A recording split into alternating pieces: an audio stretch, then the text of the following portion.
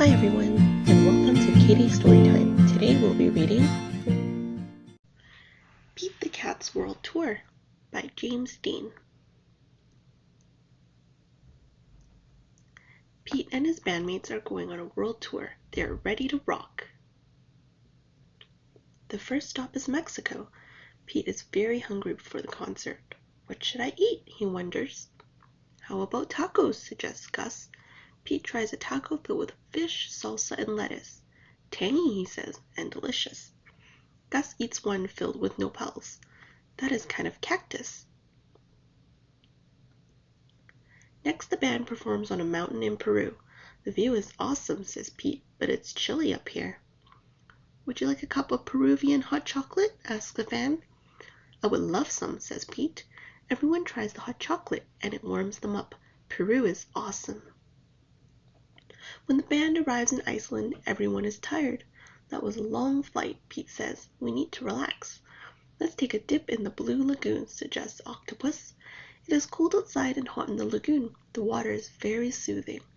Ah, just what I needed, Pete says. Now the band will be ready to rock out tomorrow. In France, Pete wants something fancy. Should I have a baguette or an eclair? Asks Pete. Try both, says the baker. Merci, says Pete. Pete eats his French treats in front of the Eiffel Tower. It is a beautiful sight. The next show is in London. The band jumps on a red double-decker bus and explores the cool city. They see Big Ben. Look at the time. We've got to go to our next stop, says Grumpy Toad.